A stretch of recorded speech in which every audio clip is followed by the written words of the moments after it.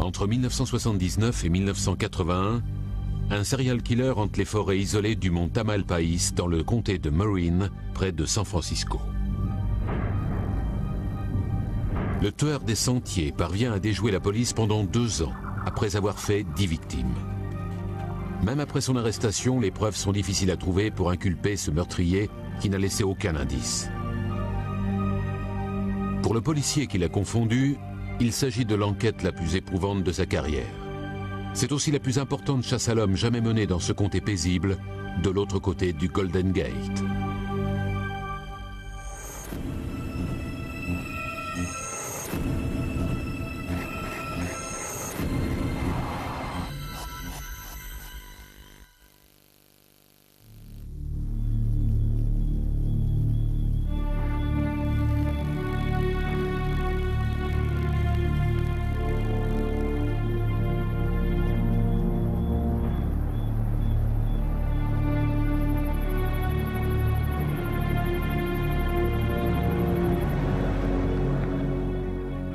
Je n'aurais jamais trouvé l'endroit tout seul. Je ne connaissais pas du tout ce coin, je n'y étais jamais allé et je n'avais pas de carte de la région. Alors j'ai préféré demander que le garde du parc me rejoigne sur le parking. C'est par ici. Quelqu'un d'autre est arrivé ? La situation était assez embarrassante. J'allais diriger l'enquête sur cet homicide et je ne connaissais même pas le terrain. Je me sentais un peu comme le petit nouveau, mais je tenais quand même à avoir l'air d'un pro. J'étais en costume cravate et en chaussures de cuir, et j'ai eu l'impression de marcher pendant des heures.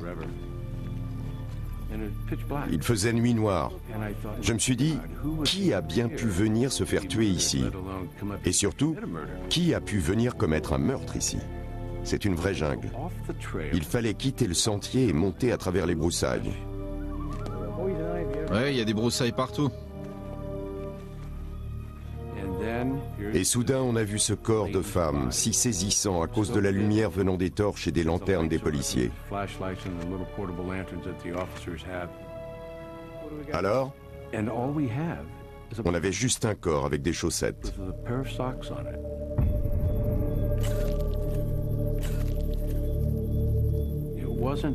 La scène du crime n'était pas traumatisante. Il n'y avait pas de sang, pas de désordre.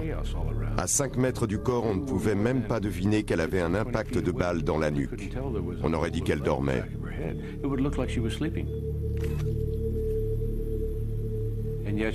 Pourtant, elle avait été violemment assassinée. La disparition d'Eda Kane, 44 ans, a été signalée par son mari à la tombée de la nuit. Les gardes du parc ont retrouvé son corps 5 heures plus tard. Elle a été tuée avec une précision morbide. Les trous qu'elle avait dans la nuque se superposaient. Il y avait un seul impact, mais 2 balles d'une arme de calibre 44. Un très gros calibre. On aurait dit que les 2 tirs avaient été enchaînés, boum boum. Les 2 impacts ne faisaient pratiquement qu'un. Il s'agit du premier homicide commis dans le mont Tamalpais.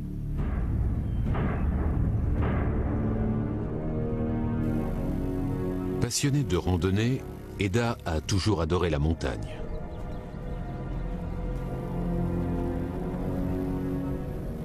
En ce dimanche d'août, elle marchait vers East Peak, le plus haut sommet du mont Tamalpais. Elle est morte avant d'y arriver. C'est la première victime du tueur des sentiers.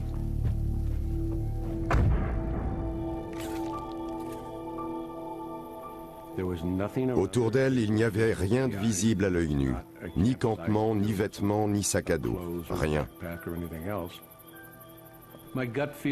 J'avais le sentiment que cette femme avait été transportée là et j'avais peur qu'elle ait été sexuellement agressée. L'auteur du crime l'avait allongée par terre, face contre terre, et l'avait abattue d'une balle dans la nuque. Il y avait là un sentiment de dégradation et d'humiliation pour la victime.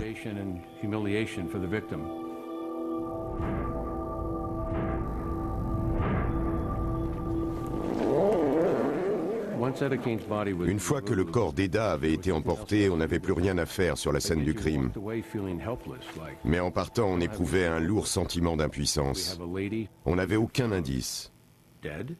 Une femme avait été retrouvée violemment assassinée et on n'avait aucun de ses habits, aucun de ses effets personnels, rien qui nous aurait permis d'établir un lien avec un suspect. On ressentait comme une impression de vide ce soir-là.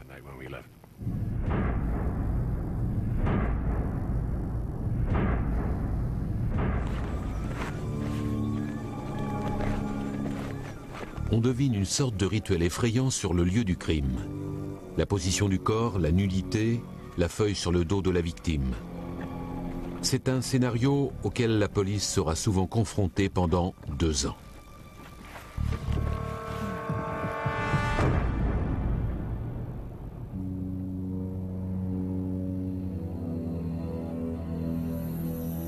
L'homme, qu'on surnommera le tueur des sentiers, vit de l'autre côté du pont du Golden Gate, à 15 km de la zone sauvage du mont Tamalpais, dans la ville de San Francisco.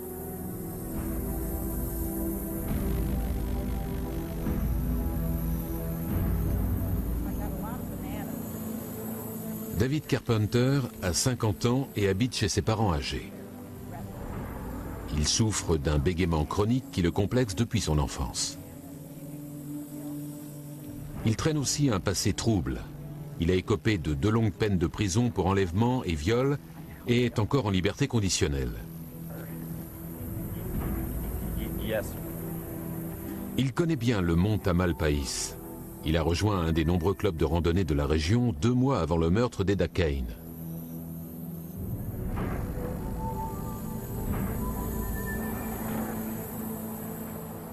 Du balcon de son bureau, Keaton aperçoit la montagne au loin. Mais 7 mois ont passé et l'enquête sur le meurtre d'Eda Kane n'a pas avancé. Aucun indice, aucun témoin, aucune piste. Merci de ton aide. Carpenter a ses petites habitudes. Chaque samedi, il emmène sa mère faire ses courses. Le 8 mars 1981 n'échappe pas à la règle. Il la dépose en lui disant qu'il va faire une randonnée au mont Tamalpais et qu'il sera de retour avant la nuit. Quelques heures plus tard, le tueur des sentiers tue sa 2e victime. Selon la police, Barbara Schwartz, 23 ans, venait souvent faire des randonnées ici, sur le mont Tamalpais. Elle serait morte environ 5 heures avant qu'on nous ait prévenus de la découverte du corps. Hier, une femme a vu Barbara se disputer avec un homme sur le sentier.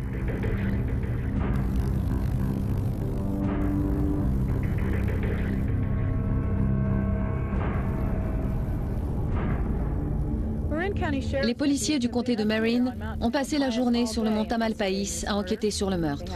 Ils peuvent désormais s'appuyer sur 2 éléments importants, un témoin et un portrait robot du tueur. L'homme recherché est blanc, avec les cheveux bruns et raides, âgé de 20 à 30 ans. Il portait une chemise écossaise. Il a tué Barbara Schwartz, une femme de 23 ans, qui vivait à Mill Valley depuis 1 an et demi et travaillait dans une boulangerie de San Rafael. Après ce 2e meurtre, la police se voit dans l'obligation de montrer des résultats. Elle publie alors ce portrait robot. Mais Keaton n'est pas convaincu. Le portrait a donné une direction à l'enquête à ce moment-là parce qu'on n'avait rien d'autre de concret. On avait donc ce témoin, bon ou mauvais, une femme qui nous disait avoir vu quelqu'un. On ne savait même pas si ce quelqu'un avait un rapport avec le meurtre. Déjà là, on était allé un peu vite.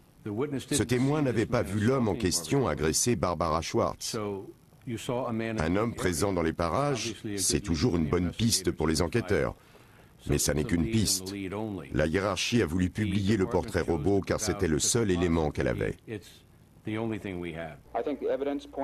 Les indices semblent accuser un jeune homme qui parvient à ses fins non pas en agressant sexuellement ses victimes, mais en prenant du plaisir à les traumatiser sur les scènes de crime.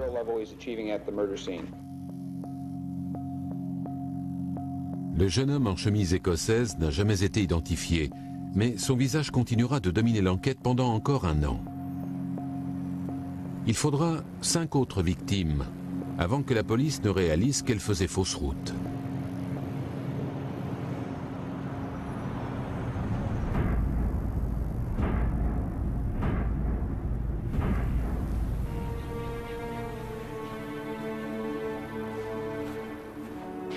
Nous sommes le jour de Columbus Day. 7 mois ont passé et la montagne a retrouvé le calme. Jusqu'à aujourd'hui.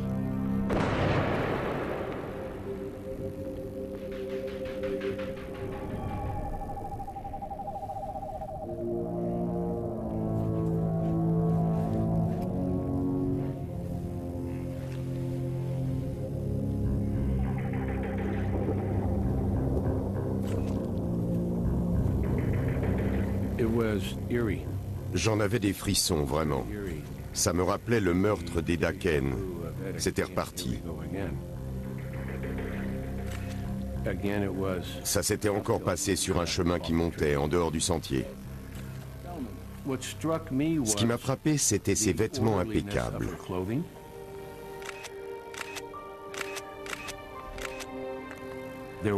Et il n'y avait aucune trace de pied au sol.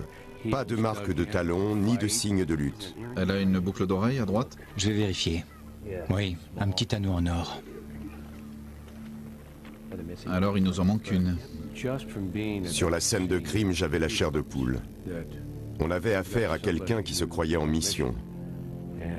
Combien de victimes allait-il tuer avant qu'on l'attrape? Ann Alderson est une étudiante de 26 ans, venue passer ce long week-end chez ses parents. Elle a reçu une balle sur le côté de la tête. Il lui manque une boucle d'oreille et elle a été violée. Je ne pourrai jamais le prouver, mais je crois savoir ce qui s'est passé sur cette scène de crime. Les indices indiquaient qu'Ann Alderson avait été violée alors qu'elle portait encore ses habits. Je pense qu'elle devait être assise sur les genoux du suspect. Et c'est dans cette position, peut-être même en même temps qu'il la violait, que le tueur a dû lui tirer une balle dans la tête. Leur visage se touchait presque.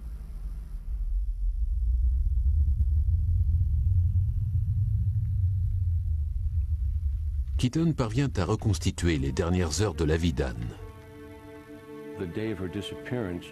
Le jour de sa disparition, elle était allée rendre visite à sa vieille grand-mère de l'autre côté de la baie. Sur le chemin du retour, elle décide de s'arrêter au mont Tamalpais pour se détendre et méditer.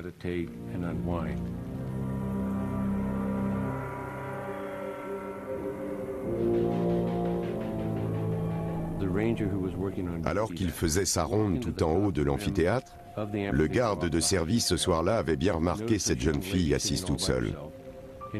Mais elle était si concentrée dans sa méditation qu'il n'avait pas voulu la déranger ni l'interrompre.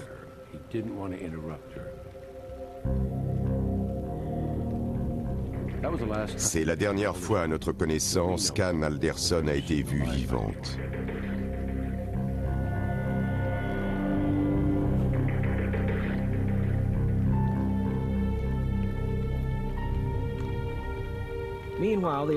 Les Anderson ont passé la journée dans leur maison de Terra Linda. Les funérailles n'ont pas encore été organisées. Aucun mot ne peut exprimer leur chagrin. Reste la question lancinante du pourquoi. Anton Pearson à Terra Linda pour News Center 4.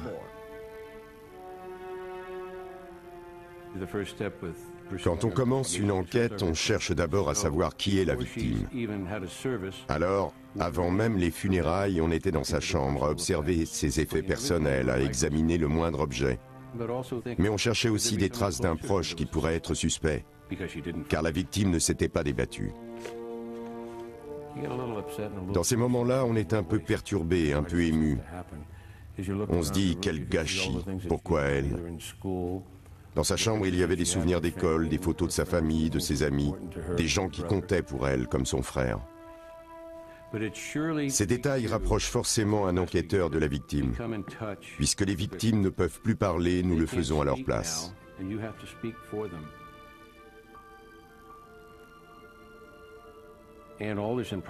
C'est sans doute avec Anne Alderson qu'on a tous commencé à devenir plus impliqués sur le plan affectif, car c'était la troisième victime. On essayait désespérément de résoudre cette affaire, mais il n'y avait aucun suspect à l'horizon. C'était très frustrant.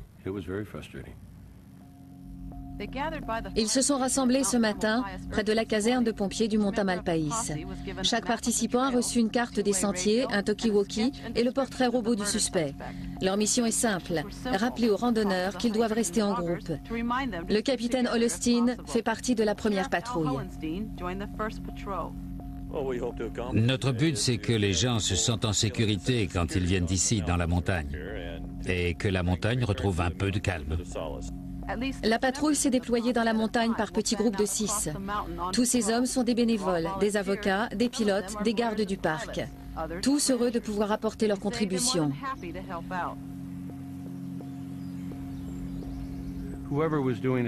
L'auteur de ces meurtres devait très bien connaître la région. Il a réussi à tirer des coups de feu dans un parc bondé de monde, lors d'un long week-end sans être vu. Il avait donc dû anticiper et parcourir le parc pour repérer les lieux, comme un oiseau de proie.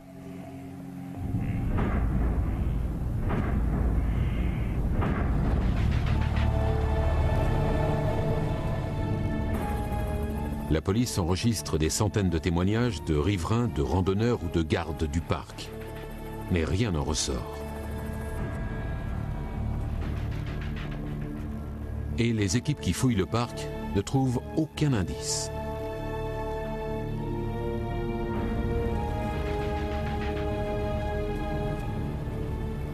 Alors que la police se focalise sur le mont Tamalpais, Carpenter jette son dévolu sur un autre parc national, Point Reyes, à environ 30 km sur la côte pacifique.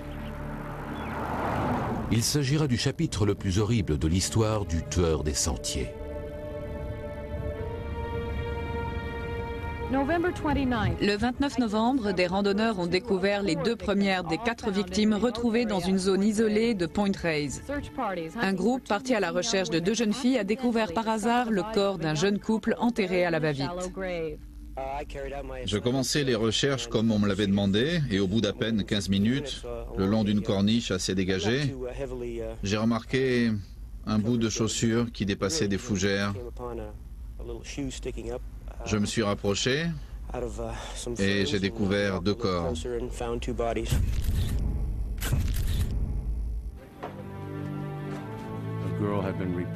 Quelqu'un avait signalé la disparition d'une jeune fille qui faisait de la randonnée. Tout le monde craignait le pire. Et alors qu'on se rendait sur place, on nous a informé qu'il y avait 2 corps. Et le pire, c'est qu'à notre arrivée au parc, il n'y avait non pas 2, mais 4 corps. 3 femmes et un homme. Tous assassinés dans le même parc.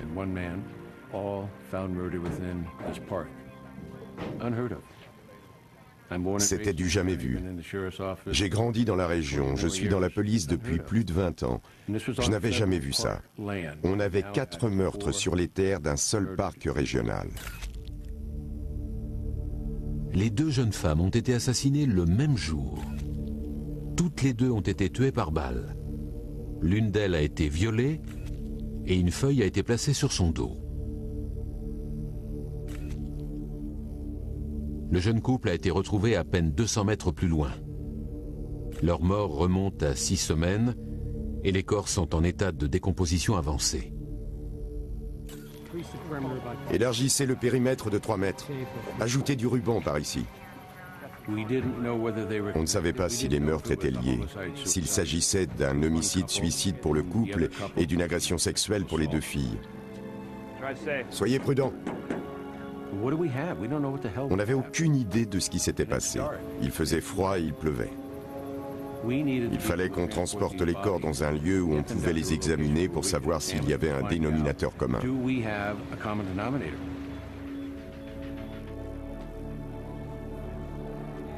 Selon le rapport balistique, il y a bien un dénominateur commun. on sait qu'il s'agit du même tueur pour les 5 derniers meurtres. Les balles extraites des têtes des victimes, les 4 de Point Reyes et Ann Alderson au mont Tamalpais, avaient toutes été tirées de la même arme. Et cette même arme avait probablement été utilisée par une seule personne. On avait donc 2 différentes scènes de crime où les corps avaient été retrouvés. On avait une distance géographique entre les deux, mais aussi une distance temporelle de 6 semaines. Les 2 jeunes filles étaient portées disparues depuis 6 semaines. À partir de ce moment-là, l'enquête s'élargissait à une zone beaucoup plus vaste. Mais en même temps, elle se focalisait sur une seule arme, et sans doute sur un seul coupable.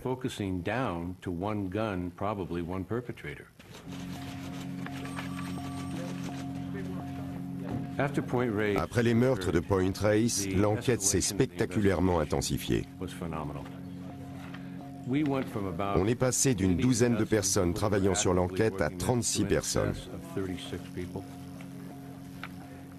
Toute la paperasse était faite à la main. Il n'y avait pas d'ordinateur à cette époque. Les seules archives centralisées étaient des tiroirs remplis de rapports écrits à la main par des agents sur le terrain. Il régnait donc un incroyable sentiment de confusion dans les bureaux de la police du comté de Marin. L'équipe de Keaton reçoit des centaines d'appels, mais aucun ne mentionne David Carpenter. Aucun témoignage ne parle de lui. Il est en liberté conditionnelle pour agression sexuelle, mais comme il a été incarcéré dans une prison fédérale, son nom n'apparaît pas sur les fichiers de la police de Californie. Sa plaque d'immatriculation n'a jamais été repérée dans la région. En effet, après le 29 novembre, il achète une nouvelle voiture et déplace ses activités dans un autre comté.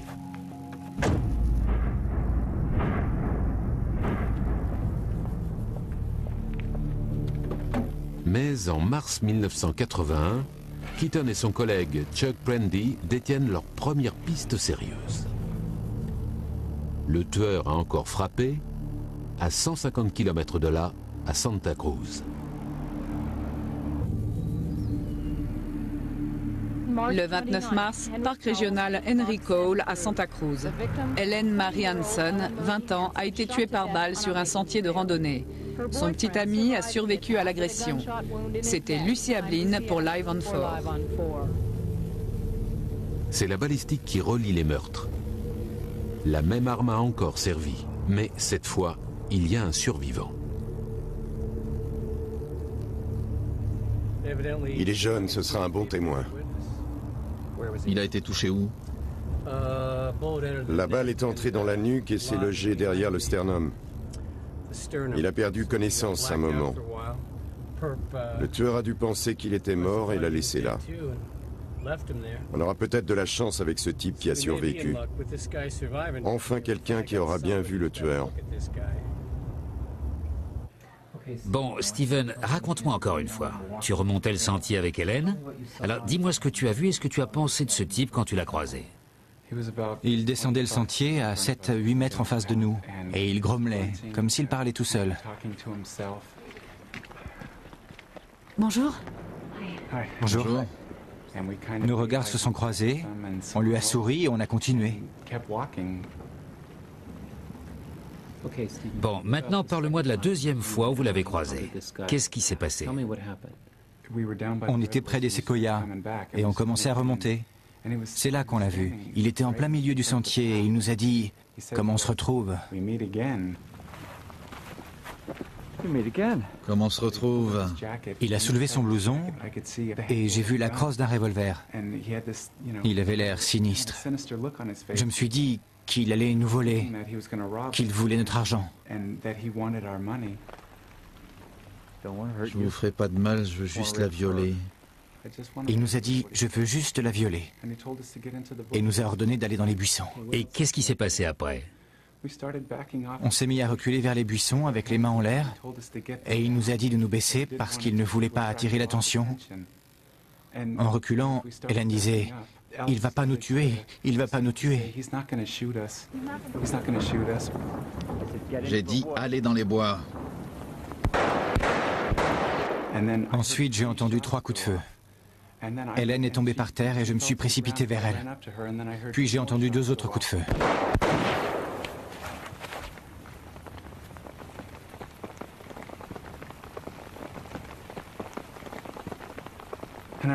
Je me souviens d'être resté allongé un moment. Et quand je suis revenu à moi, Hélène était à côté. J'ai tout de suite vu qu'elle avait reçu une balle dans la nuque. Hélène ? Il y avait du sang partout et j'ai compris qu'elle était morte. Hélène ? Le parc de Santa Cruz est plus petit et plus fréquenté que celui du mont Tamalpais. Carpenter est repéré par des témoins alors qu'il s'enfuit en voiture. Pour la première fois, il laisse une trace. Dis-moi exactement à quoi il ressemblait. Donne-moi tous les détails dont tu te souviens. Il était grand, dans les 1,80 m. Stephen Hurtle était sans doute le témoin le plus précis que j'ai rencontré dans toute ma carrière. Il décrivait cet homme avec tant de détails, c'était comme s'il visionnait un film dans son cerveau, avec des images qu'il avait vues et qu'il avait enregistrées à jamais. Il devait avoir la cinquantaine. Il avait des lunettes et un blouson bleu, une sorte de coupe-vent. La description précise de Stephen Hurtle d'un homme dégarni dans les 50 ans semble bien loin de l'homme en chemise écossaise. Comme Keaton le craignait, la police a poursuivi un mauvais suspect pendant plus d'1 an. Au début, j'étais vraiment furieux. Ça m'enrageait de penser qu'on avait perdu tant de temps sur un mauvais portrait robot. On avait perdu du temps et de l'énergie, mais on ne pouvait pas se permettre de ruminer tout ça, d'être satisfait ou en colère, ou de jeter des pierres. Il fallait aller de l'avant, se demander qui était ce type et réfléchir à la façon dont on allait l'arrêter avant qu'il fasse d'autres victimes.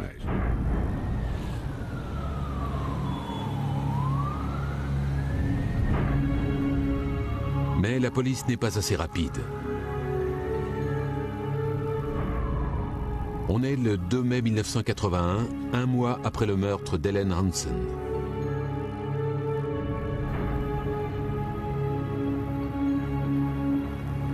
Heather Skaggs, une collègue et amie de Carpenter, veut s'acheter une voiture d'occasion. Carpenter lui propose de la conduire chez un ami concessionnaire près de Santa Cruz. Pour la première fois, il prend pour cible une de ses connaissances. Bonjour, Monsieur Carpenter. Bonjour. Comment ça va? Bien, et vous? Super, merci. Je suis contente pour la nouvelle voiture. Votre nouvelle voiture d'occasion, hein? Ça fait longtemps que j'économise. C'est bien. Merci encore. C'est vraiment gentil d'avoir tout organisé. Ah, ça me fait plaisir. Et après, on pourra aller voir les fougères. C'est vrai? Ouais. Ça serait super. Je collectionne les fougères et les mousses. Ah oui? Je connais un endroit près de Santa Cruz. Ce serait formidable. Je ne suis jamais allée à Santa Cruz. Ben, c'est très très beau. J'ai grandi près de San José.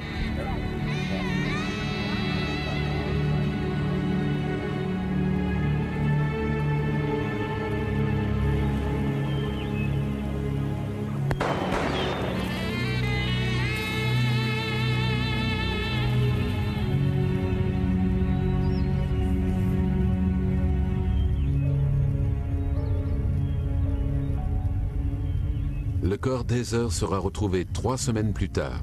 Elle est nue, a été tuée par balle, et il lui manque une boucle d'oreille. Le jour où elle est morte, Carpenter rentre juste à temps à San Francisco pour aller voir un spectacle de danse. Il vient juste de renouveler son abonnement.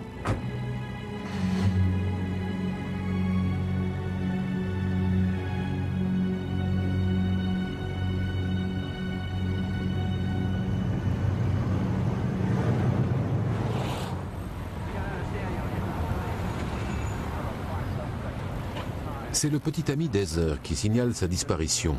Il dit au policier de San José que ce jour-là, elle est partie avec son collègue David Carpenter pour acheter une voiture d'occasion. Les inspecteurs Watt Robinson et Ken Womack suivent l'affaire. Quand on a récupéré le dossier de cette portée disparue, il était déjà passé de bureau en bureau. C'était un cas banal. Qu'un adulte disparaisse pendant 24 heures, ça n'a rien d'extraordinaire. On était dans une situation assez délicate. On n'avait pas de corps et aucune preuve qu'elle avait été tuée. On avait juste cette jeune femme disparue qu'il fallait absolument retrouver. Et puis, en fin de compte, avec Ken, on s'est retrouvé embarqué dans une véritable tempête. Il s'agissait maintenant de traquer un serial killer qui sévissait dans les comtés de Marin et de Santa Cruz. Les deux policiers décident de se rendre sur le lieu de travail de Carpenter. Une voiture rouge est garée à l'extérieur. Ken Womack fait le rapprochement avec la voiture rouge repérée par les témoins après les meurtres de Santa Cruz. À présent, ils veulent vraiment rencontrer Carpenter. Ken avait contacté Richard Wood, le contrôleur judiciaire de Carpenter. Je suis Walt Robinson, voici mon collègue. Ken Womack. David Carpenter. Le rendez-vous a eu lieu un vendredi après-midi à 13h.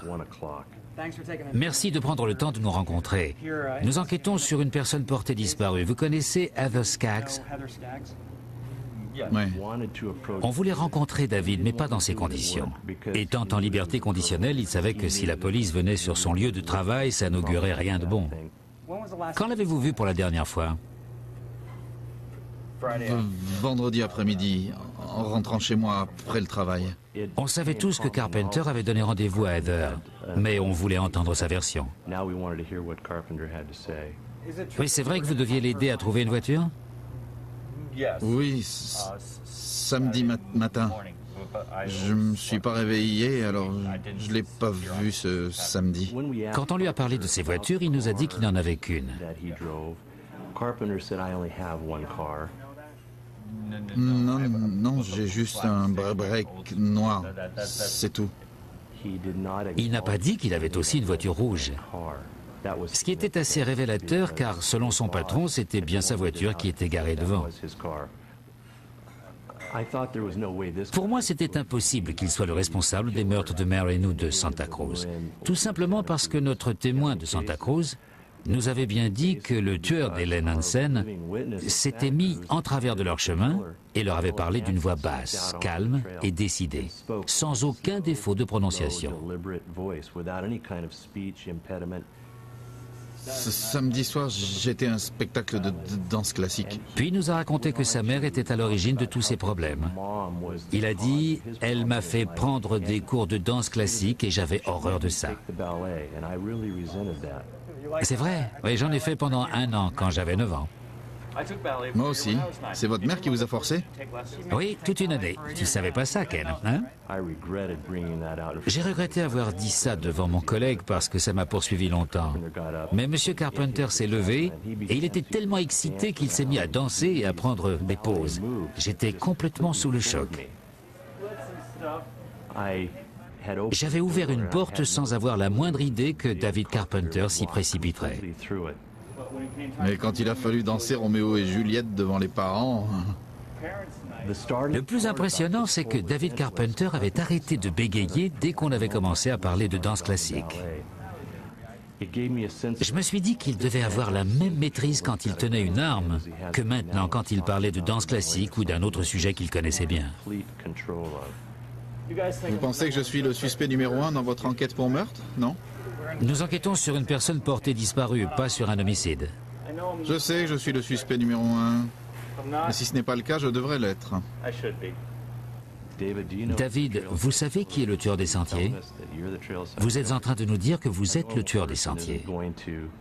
Un type normal ne balancerait pas ce genre d'informations à des policiers en leur disant « Essayez de m'attraper si vous en êtes capable ». Pourtant, c'est l'impression que j'avais avec ce personnage.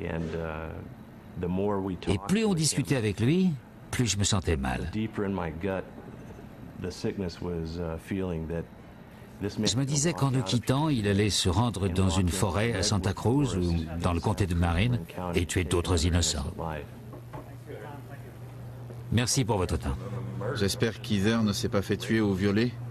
On l'espère aussi.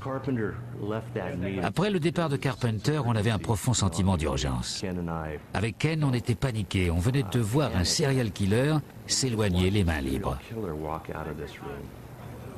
Au revoir. Merci.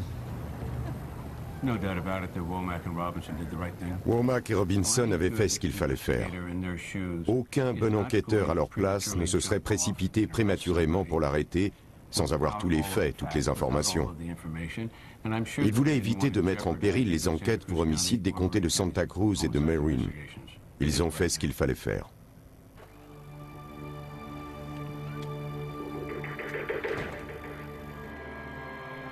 Carpenter quitte Robinson et Womack à 15 h ce vendredi. Il sait que la police ne le lâchera pas. Au même moment, Keaton reçoit un appel de Robinson. Il commence à préparer la surveillance et l'arrestation. Mais Carpenter profite de ces quelques heures pour se débarrasser des preuves. Il a toujours une longueur d'avance. À 21 h ce soir-là, Keaton et Prendy sont postés devant la maison de Carpenter. La nuit va être longue. Il faudra 24 heures pour mettre sur pied une équipe complète de surveillance. C'est la maison de son père et de sa mère? Oui, il vit chez ses parents. On est resté là jusqu'au petit matin, en sachant qu'on devait reprendre le travail quelques heures plus tard. C'était quoi ces crimes sexuels? Attends, je sors son dossier. Alors, il y a 10 ans, il a fait de la prison pour coups et blessures. À Saint-Quentin? Pour la première fois, ils lisent le dossier de Carpenter. Il a été inculpé pour kidnapping, viol et tentative de meurtre et a passé presque 20 ans de sa vie en prison. Une inculpation pour coups et blessures avec un marteau. Sympa ce type. Ça ressemble bien à notre homme.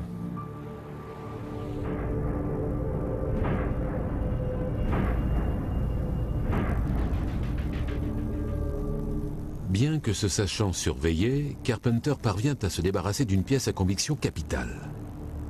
Pour cela, il contacte un ancien ami de prison, Shane Williams. Bonsoir Shane. Salut David, comment ça va? Bien, et toi? Ça va? Ça fait longtemps? Ouais, ça fait un bail. Il paraît que t'as quelque chose pour moi? Oui, quelque chose dont tu auras besoin pour ton prochain coup. Ah ouais.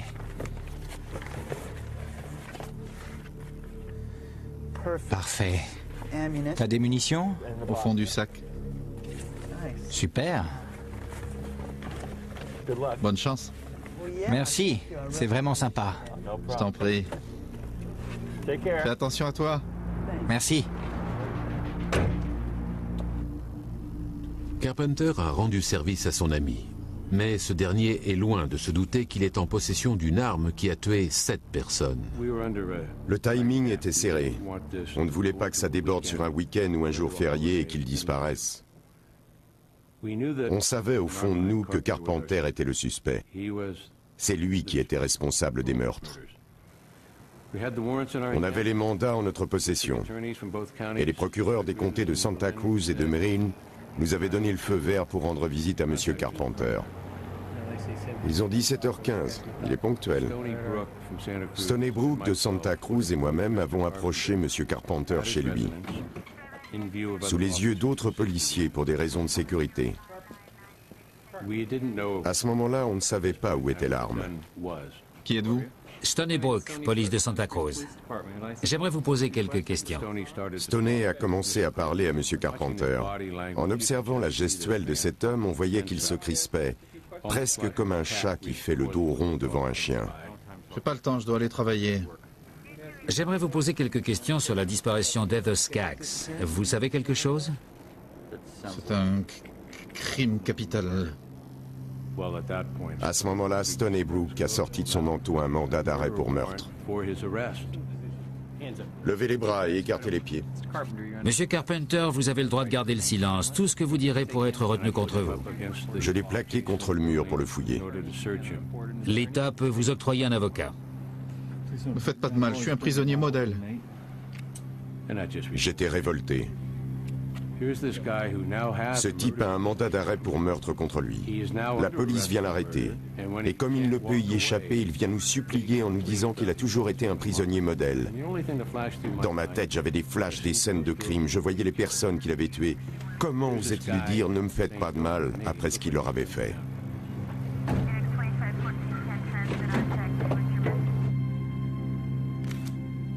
Carpenter est enfin en garde à vue. Mais pour l'instant, la police n'a aucun indice concret contre lui.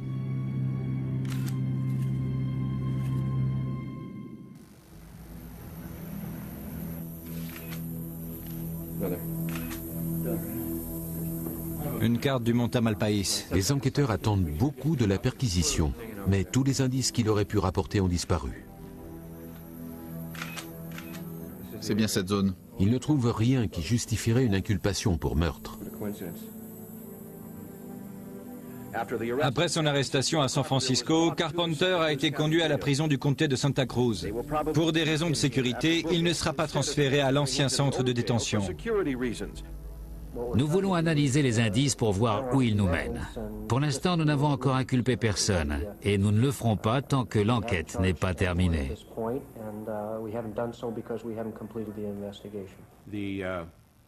Alors que l'enquête se poursuivait, M. Carpenter devait se plier à une séance d'identification à Santa Cruz.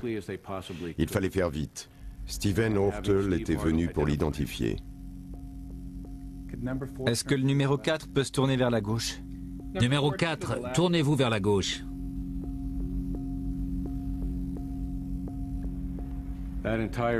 Pendant toute cette journée où Carpenter a été transporté à Santa Cruz pour la séance d'identification, on était tous sur les nerfs. Comme un père qui attend la naissance de son bébé. Tout le monde était collé au téléphone, des secrétaires aux réceptionnistes en passant par les gardiens. Le numéro 5, sans ses lunettes. Si Ortel avait un peu hésité, ou s'il n'avait pas été complètement sûr de lui pour une raison quelconque, ça aurait été catastrophique pour nous. Le numéro 3 avec ses lunettes. Numéro 3, avec les lunettes.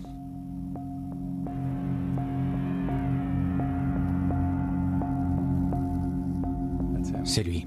C'est celui-là, le numéro 3.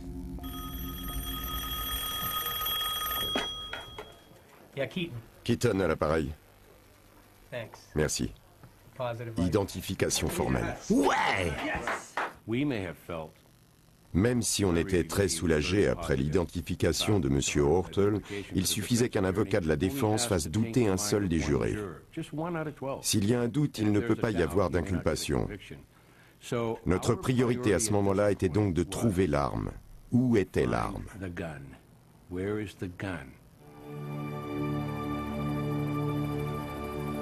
Mais la police découvre autre chose que l'arme. Il s'agit du corps en décomposition d'Heather Skaggs. Selon les autorités, Heather Skaggs a été tuée dans cette zone boisée près du parc régional de Big Basin Redwood. 2 randonneurs ont trouvé son corps nu, sans aucune trace de vêtements autour. Comme les 3 autres victimes, elle a été tuée d'une balle en pleine tête. Les enquêteurs vont procéder à des tests balistiques pour recouper les indices avec ceux des autres meurtres. L'arme utilisée était un revolver de calibre 38 qui n'a pas encore été retrouvé.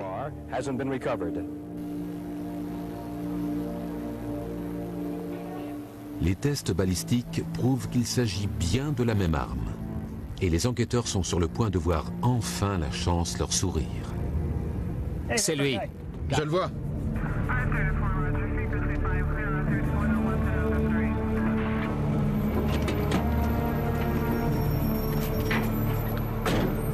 Shane, mets-toi contre le mur, maintenant. Je m'appelle pas Shane. Pourtant, tu t'es retourné.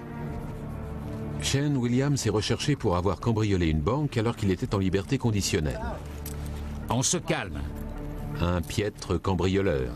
Il a oublié la carte d'étudiante de sa petite amie et leur note d'hôtel sur le comptoir de la banque après le hold-up. C'est bien marqué Shane sur tes papiers. Tu viens avec nous.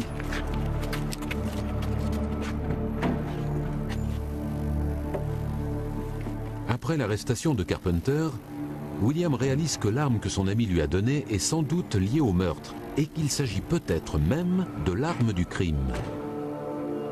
Alors, il la cache et la met de côté pour une éventuelle négociation. J'ai quelque chose dont vous avez peut-être besoin. Si ça vous intéresse, dites-le moi, je suis là. Je suis prêt à parler. Il indique sa cachette au policier en échange d'un traitement clément pour les charges qui pèsent contre lui. Shane Williams avait dit à l'inspecteur que Carpenter lui avait donné une arme. Il l'avait enroulée dans du papier journal et cachée sous une plaque de bitume. Et en effet, l'arme était bien là, à l'endroit indiqué, enroulée dans du papier journal.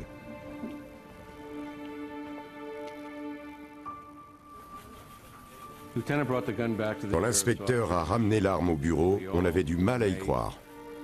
La chance nous avait enfin souri. Enfin. Mais là où on a vraiment été soulagé, c'est quand le laboratoire nous a appelés pour nous dire que l'arme correspondait bien à tous les homicides. Si on repense au moment où il a tué Mademoiselle Hansen et tiré sur Stephen Hartle, j'ai entendu 3 coups de feu. Hélène est tombée à terre et je me suis précipité vers elle. Puis j'ai entendu 2 autres coups de feu. ça faisait 5 balles. Il avait un revolver, mais c'était un revolver à 5 coups. S'il avait eu une balle de plus, Stephen Hartle n'aurait pas été là pour témoigner. Et on chercherait peut-être encore le tueur des sentiers.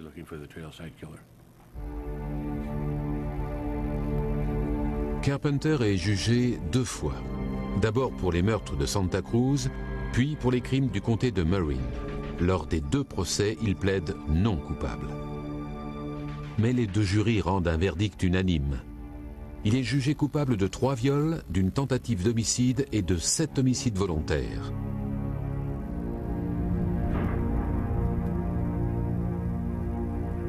Le 19 juillet 1988, il est condamné à mort.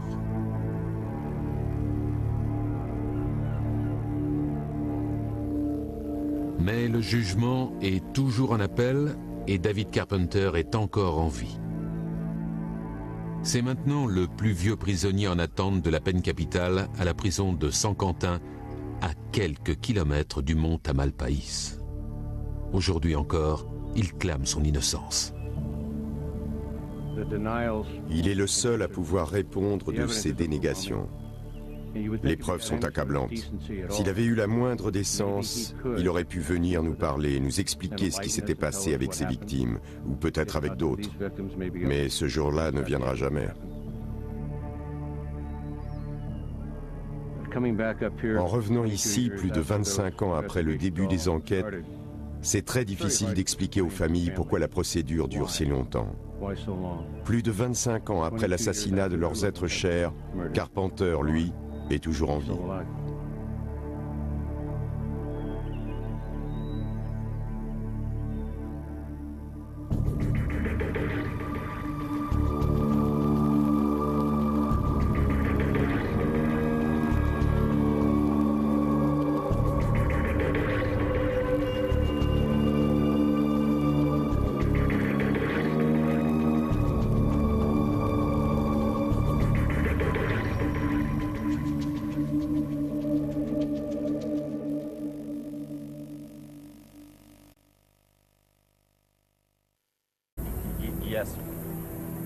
Il connaît bien le mont Tamalpais. Il a rejoint un des nombreux clubs de randonnée de la région 2 mois avant le meurtre d'Eda Kane.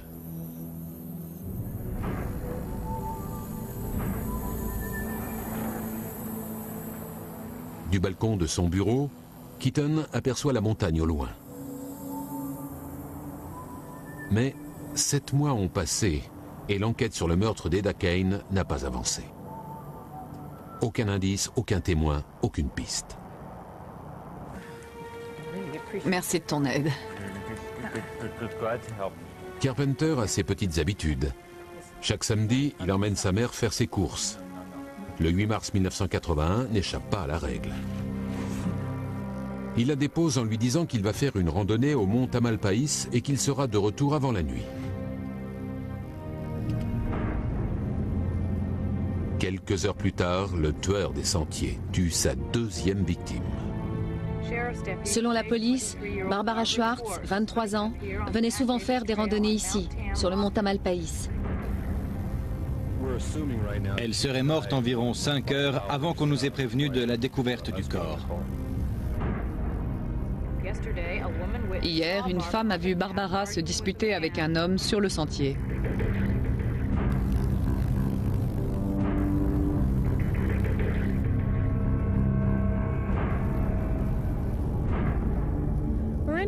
Les policiers du comté de Marin ont passé la journée sur le mont Tamalpais à enquêter sur le meurtre. Ils peuvent désormais s'appuyer sur 2 éléments importants, un témoin et un portrait robot du tueur. L'homme recherché est blanc, avec les cheveux bruns et raides, âgé de 20 à 30 ans. Il portait une chemise écossaise. Il a tué Barbara Schwartz, une femme de 23 ans, qui vivait à Mill Valley depuis 1 an et demi et travaillait dans une boulangerie de San Rafael. Après ce deuxième meurtre, la police se voit dans l'obligation de montrer des résultats. Elle publie alors ce portrait robot. Mais Keaton n'est pas convaincu. Le portrait a donné une direction à l'enquête à ce moment-là parce qu'on n'avait rien d'autre de concret. On avait donc ce témoin, bon ou mauvais, une femme qui nous disait avoir vu quelqu'un. On ne savait même pas si ce quelqu'un avait un rapport avec le meurtre. Déjà là, on était allé un peu vite. Ce témoin n'avait pas vu l'homme en question agresser Barbara Schwartz. Un homme présent dans les parages, c'est toujours une bonne piste pour les enquêteurs. Mais ça n'est qu'une piste. La hiérarchie a voulu publier le portrait robot car c'était le seul élément qu'elle avait. Les indices semblent accuser un jeune homme qui parvient à ses fins. Il avait enroulé dans du papier journal et caché sous une plaque de bitume. Et en effet, l'arme était bien là, à l'endroit indiqué, enroulée dans du papier journal.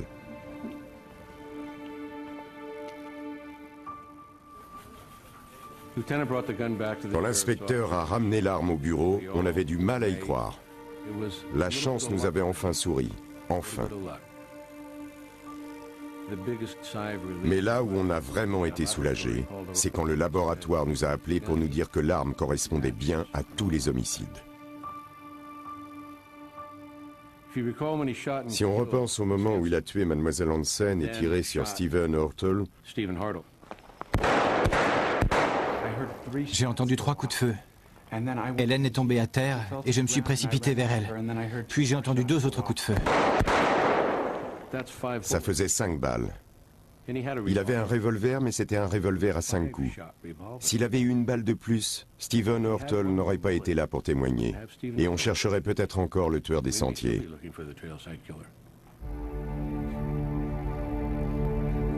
Carpenter est jugé 2 fois. D'abord pour les meurtres de Santa Cruz, puis pour les crimes du comté de Marin. Lors des 2 procès, il plaide non coupable. Mais les 2 jurys rendent un verdict unanime. Il est jugé coupable de 3 viols, d'une tentative d'homicide et de 7 homicides volontaires.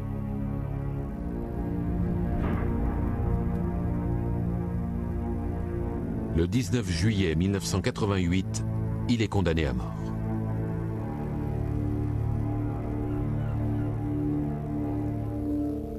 Mais le jugement est toujours en appel et David Carpenter est encore en vie. C'est maintenant le plus vieux prisonnier en attente de la peine capitale à la prison de San Quentin, à quelques kilomètres du mont Tamalpais. Aujourd'hui encore, il clame son innocence. Il est le seul à pouvoir répondre de ces dénégations. Les preuves sont accablantes.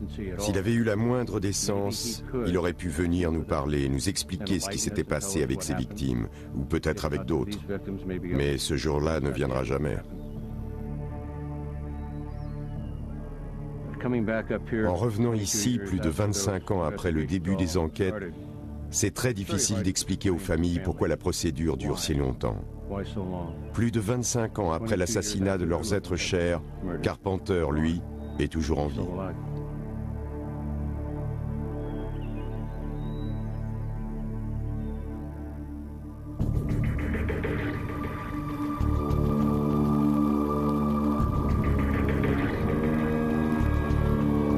faites pas de mal après ce qu'il leur avait fait.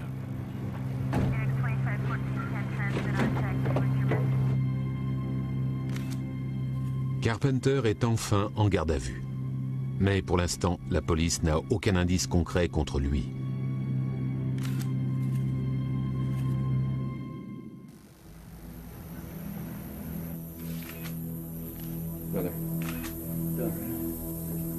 Une carte du mont Tamalpais. Les enquêteurs attendent beaucoup de la perquisition, mais tous les indices qu'il aurait pu rapporter ont disparu. C'est bien cette zone. Ils ne trouvent rien qui justifierait une inculpation pour meurtre. Après son arrestation à San Francisco, Carpenter a été conduit à la prison du comté de Santa Cruz. Pour des raisons de sécurité, il ne sera pas transféré à l'ancien centre de détention. Nous voulons analyser les indices pour voir où ils nous mènent. Pour l'instant, nous n'avons encore inculpé personne et nous ne le ferons pas tant que l'enquête n'est pas terminée.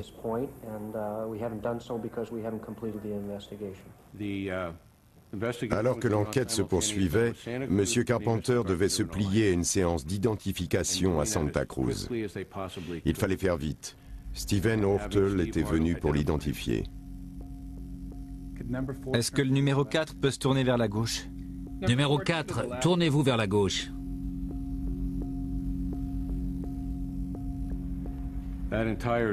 Pendant toute cette journée où Carpenter a été transporté à Santa Cruz pour la séance d'identification, on était tous sur les nerfs.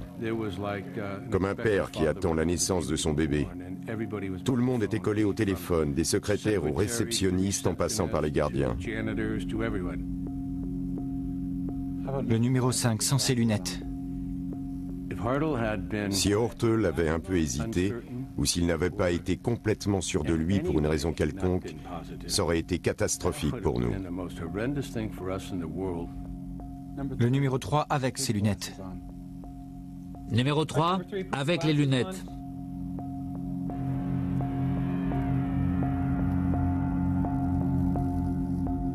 C'est lui. C'est celui-là, le numéro 3.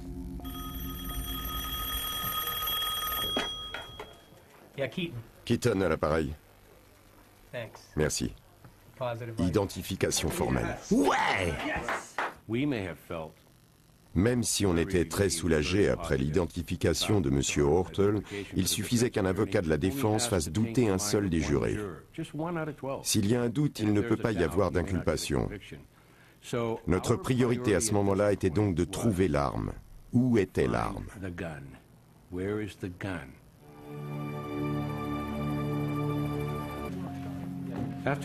Après les meurtres de Point Reyes, l'enquête s'est spectaculairement intensifiée. On est passé d'une douzaine de personnes travaillant sur l'enquête à 36 personnes. Toute la paperasse était faite à la main. Il n'y avait pas d'ordinateur à cette époque. Les seules archives centralisées étaient des tiroirs remplis de rapports écrits à la main par des agents sur le terrain. Il régnait donc un incroyable sentiment de confusion dans les bureaux de la police du comté de Marin. L'équipe de Keaton reçoit des centaines d'appels, mais aucun ne mentionne David Carpenter. Aucun témoignage ne parle de lui. Il est en liberté conditionnelle pour agression sexuelle, mais comme il a été incarcéré dans une prison fédérale, son nom n'apparaît pas sur les fichiers de la police de Californie. Sa plaque d'immatriculation n'a jamais été repérée dans la région.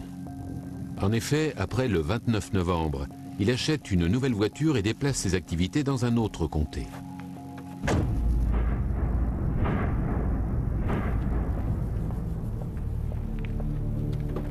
Mais en mars 1981, Keaton et son collègue Chuck Prendy détiennent leur première piste sérieuse. Le tueur a encore frappé à 150 km de là, à Santa Cruz. Le 29 mars, parc régional Henry Cole à Santa Cruz. Helen Marie Hanson, 20 ans, a été tuée par balle sur un sentier de randonnée. Son petit ami a survécu à l'agression. C'était Lucy Ablin pour Live on 4. C'est la balistique qui relie les meurtres. La même arme a encore servi, mais cette fois, il y a un survivant. Il est jeune, ce sera un bon témoin. Il a été touché où? La balle est entrée dans la nuque et s'est logée derrière le sternum. Il a perdu connaissance un moment. Le tueur a dû penser qu'il était mort et l'a laissé là. On aura peut-être de la chance avec ce type qui a survécu. Enfin quelqu'un qui aura bien vu le tueur. Bon, Steven, raconte-moi encore une fois. Tu remontais le sentier avec Hélène. Alors, dis-moi ce que tu as vu et ce que tu as pensé de ce type quand tu l'as croisé. Il descendait le sentier à 7-8 mètres en face de nous. Et il grommelait, comme s'il parlait tout seul. Bonjour. Bonjour. Nos regards se sont croisés. On lui a souri et on a continué. Bon,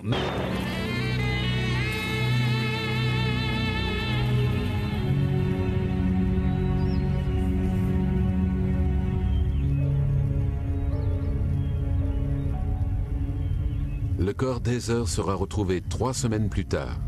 Elle est nue, a été tuée par balle et il lui manque une boucle d'oreille. Le jour où elle est morte, Carpenter rentre juste à temps à San Francisco pour aller voir un spectacle de danse. Il vient juste de renouveler son abonnement.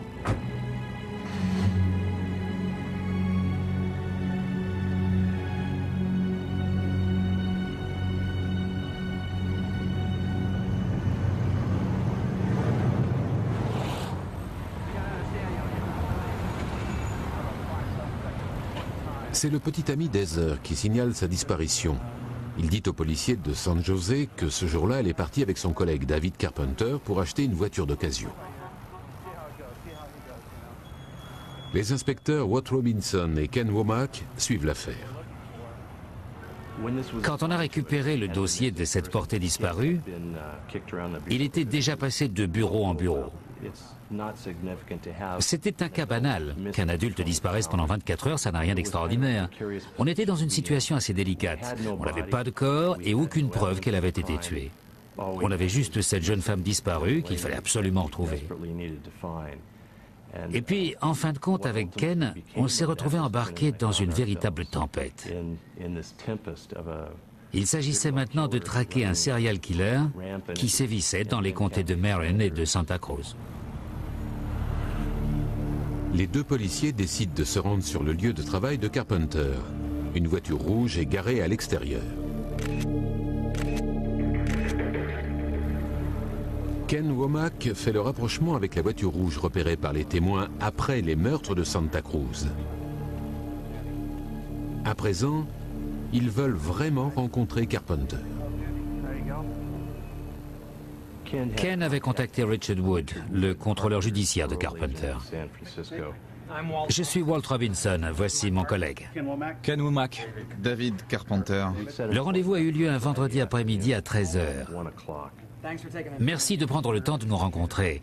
Nous enquêtons sur une personne portée disparue. Vous connaissez Heather Skaggs? Oui. On voulait rencontrer David, mais pas dans ces conditions. Étant en liberté conditionnelle, il savait que si la police venait sur son lieu de travail, ça n'augurait rien de bon. Quand l'avez-vous vu pour la dernière fois? Vendredi après-midi, en rentrant chez moi après le travail. On savait tous que Carpenter avait donné rendez-vous à Heather, mais... Et Ann Alderson au mont Tamalpais avaient tout été tirés de la même arme. Et cette même arme avait probablement été utilisée par une seule personne. On avait donc deux différentes scènes de crime où les corps avaient été retrouvés. On avait une distance géographique entre les deux, mais aussi une distance temporelle de 6 semaines. Les deux jeunes filles étaient portées disparues depuis 6 semaines. À partir de ce moment-là, l'enquête s'élargissait à une zone beaucoup plus vaste. Mais en même temps, elle se focalisait sur une seule arme, et sans doute sur un seul coupable.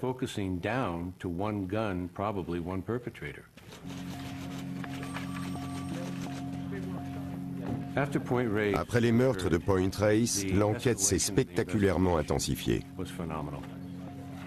On est passé d'une douzaine de personnes travaillant sur l'enquête à 36 personnes. Toute la paperasse était faite à la main. Il n'y avait pas d'ordinateur à cette époque. Les seules archives centralisées étaient des tiroirs remplis de rapports écrits à la main par des agents sur le terrain. Il régnait donc un incroyable sentiment de confusion dans les bureaux de la police du comté de Marin. L'équipe de Keaton reçoit des centaines d'appels, mais aucun ne mentionne David Carpenter. Aucun témoignage ne parle de lui. Il est en liberté conditionnelle pour agression sexuelle, mais comme il a été incarcéré dans une prison fédérale, son nom n'apparaît pas sur les fichiers de la police de Californie. Sa plaque d'immatriculation n'a jamais été repérée dans la région. En effet, après le 29 novembre, il achète une nouvelle voiture et déplace ses activités dans un autre comté.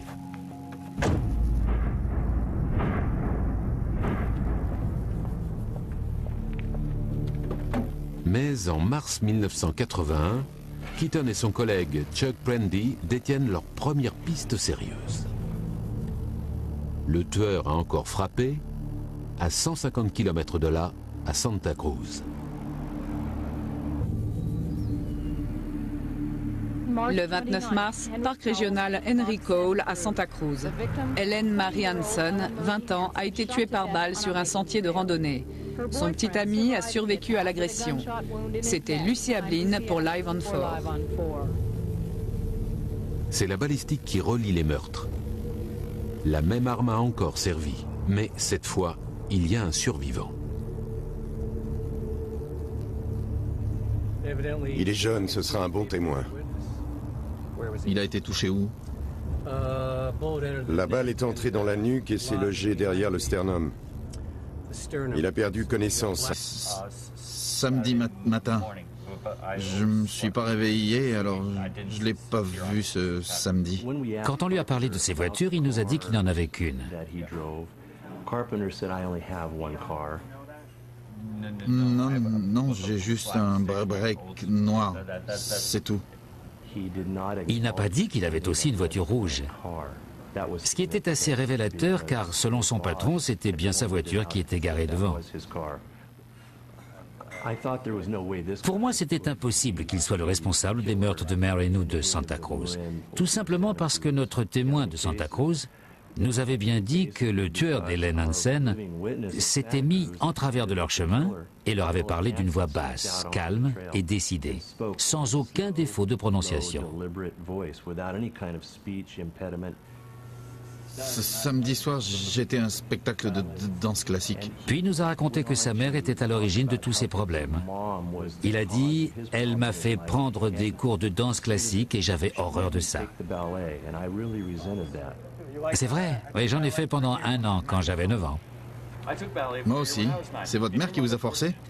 Oui, toute une année. Tu savais pas ça, Ken, hein? J'ai regretté avoir dit ça devant mon collègue parce que ça m'a poursuivi longtemps.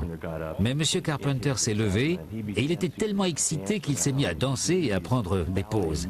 J'étais complètement sous le choc. J'avais ouvert une porte sans avoir la moindre idée que David Carpenter s'y précipiterait. Mais quand il a fallu danser Roméo et Juliette devant les parents... Le plus impressionnant, c'est que David Carpenter avait arrêté de bégayer dès qu'on avait commencé à parler de danse classique.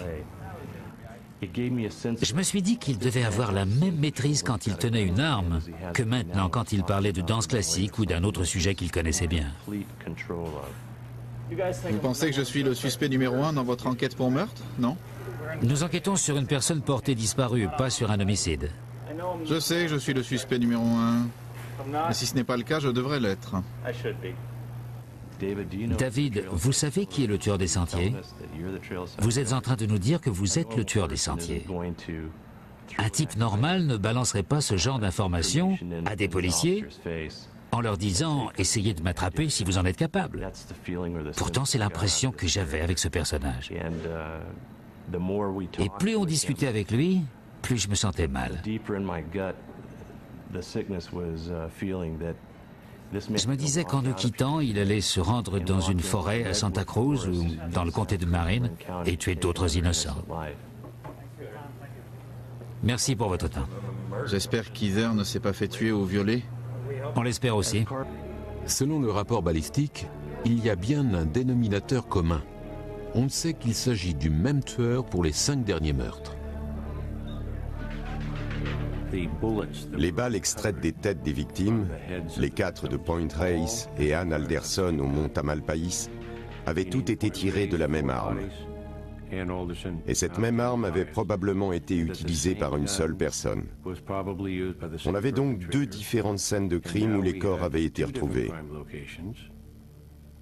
On avait une distance géographique entre les deux, mais aussi une distance temporelle de 6 semaines. Les 2 jeunes filles étaient portées disparues depuis 6 semaines. À partir de ce moment-là, l'enquête s'élargissait à une zone beaucoup plus vaste. Mais en même temps, elle se focalisait sur une seule arme, et sans doute sur un seul coupable.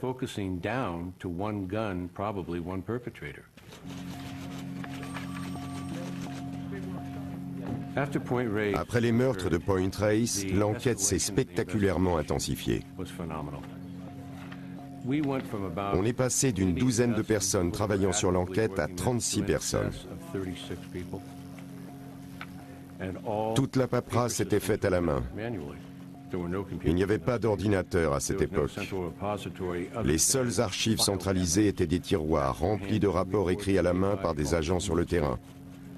Il régnait donc un incroyable sentiment de confusion dans les bureaux de la police du comté de Marin. L'équipe de Keaton reçoit des centaines d'appels, mais aucun ne mentionne David Carpenter. Aucun témoignage ne parle de lui. Il est en liberté conditionnelle pour agression sexuelle, mais comme il a été incarcéré dans une prison fédérale, son nom n'apparaît pas sur les fichiers de la police de Californie. Sa plaque d'immatriculation n'a jamais été repérée dans la région. En effet, après le 29 novembre, il achète une nouvelle voiture et déplace ses activités dans un autre comté.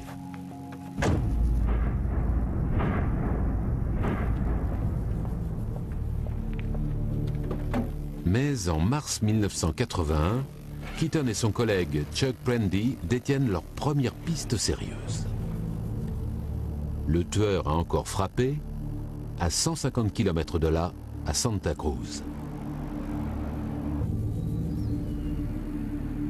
Le 29 mars, parc régional Henry Cole à Santa Cruz. Helen Marie Hanson, 20 ans, a été tuée par balle sur un sentier de randonnée. Son petit ami a survécu à l'agression. C'était Lucy Ablin pour Live on 4. C'est la balistique qui relie les meurtres. La même arme a encore servi, mais cette fois, il y a un survivant. À nous tuer. J'ai dit allez dans les bois. Ensuite, j'ai entendu 3 coups de feu. Hélène est tombée par terre et je me suis précipité vers elle. Puis j'ai entendu 2 autres coups de feu.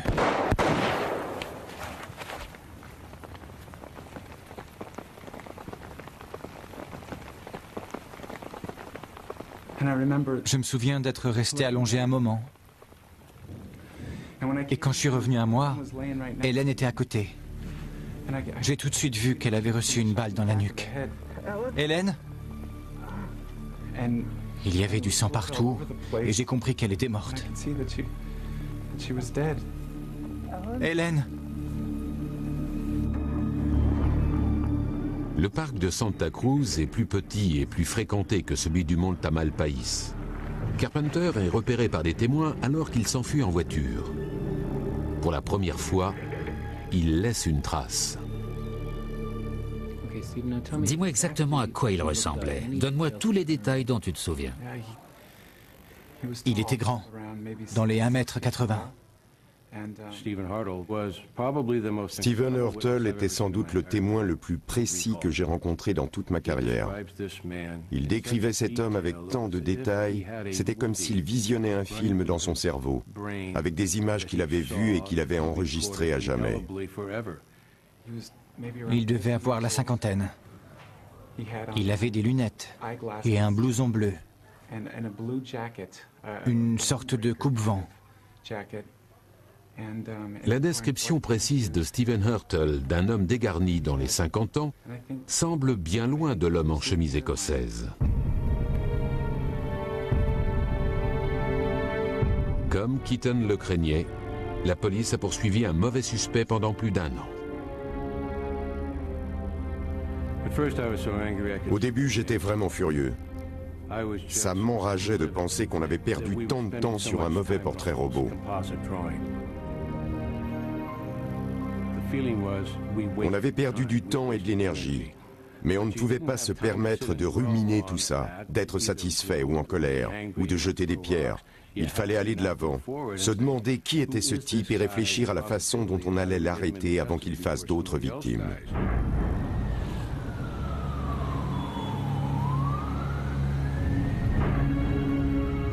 Mais la police n'est pas assez rapide. On est le 2 mai 1981, un mois après le meurtre d'Ellen Hansen.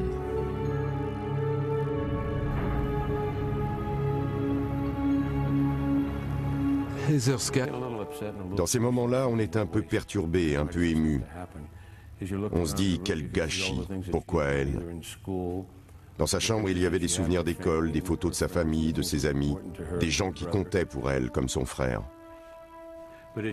Ces détails rapprochent forcément un enquêteur de la victime. Puisque les victimes ne peuvent plus parler, nous le faisons à leur place.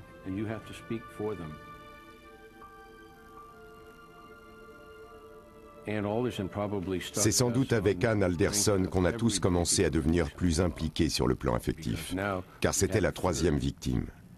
On essayait désespérément de résoudre cette affaire, mais il n'y avait aucun suspect à l'horizon. C'était très frustrant. Ils se sont rassemblés ce matin près de la caserne de pompiers du mont Tamalpais. Chaque participant a reçu une carte des sentiers, un talkie-walkie et le portrait robot du suspect. Leur mission est simple, rappeler aux randonneurs qu'ils doivent rester en groupe. Le capitaine Holstein fait partie de la première patrouille. Notre but, c'est que les gens se sentent en sécurité quand ils viennent ici, dans la montagne, et que la montagne retrouve un peu de calme. La patrouille s'est déployée dans la montagne par petits groupes de 6. Tous ces hommes sont des bénévoles, des avocats, des pilotes, des gardes du parc. Tous heureux de pouvoir apporter leur contribution.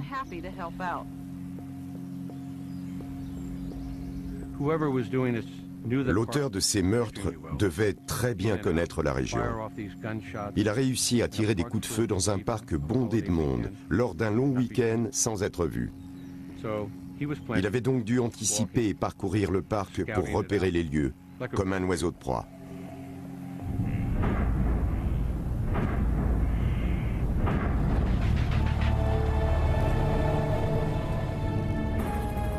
La police enregistre des centaines de témoignages de riverains, de randonneurs ou de gardes du parc.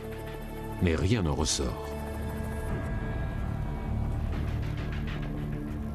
Et les équipes qui fouillent le parc ne trouvent aucun indice.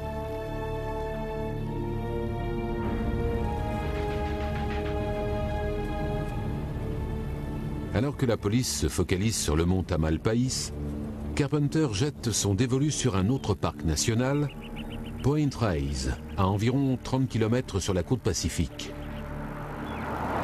Il s'agira du chapitre le plus horrible de l'histoire du tueur des sentiers. Le 29 novembre, des randonneurs ont découvert les 2 premières des 4 victimes retrouvées dans une zone isolée de Point Reyes. Un groupe parti à la recherche de 2 jeunes filles a découvert par hasard le corps d'un jeune couple enterré à la va-vite.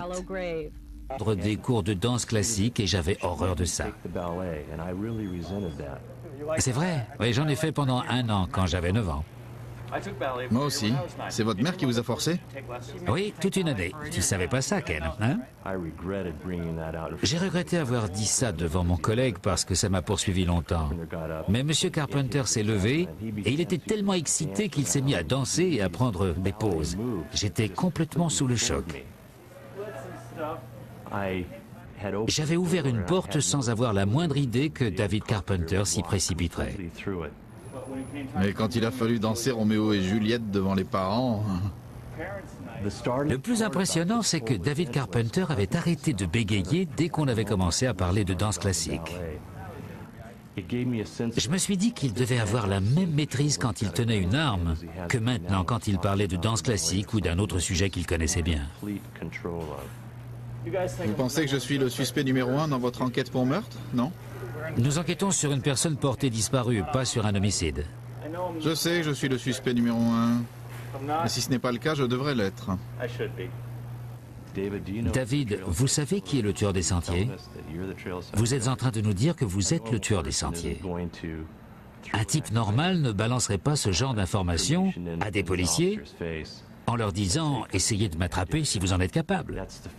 Pourtant, c'est l'impression que j'avais avec ce personnage. Et plus on discutait avec lui, plus je me sentais mal. Je me disais qu'en nous quittant, il allait se rendre dans une forêt à Santa Cruz ou dans le comté de Marin et tuer d'autres innocents. Merci pour votre temps.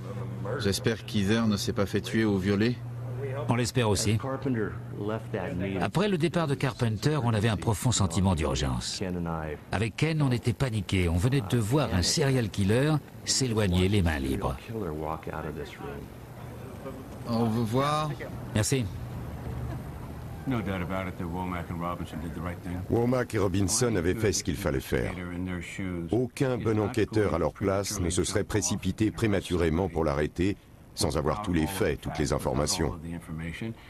Ils voulaient éviter de mettre en péril les enquêtes pour homicide des comtés de Santa Cruz et de Marin. Ils ont fait ce qu'il fallait faire.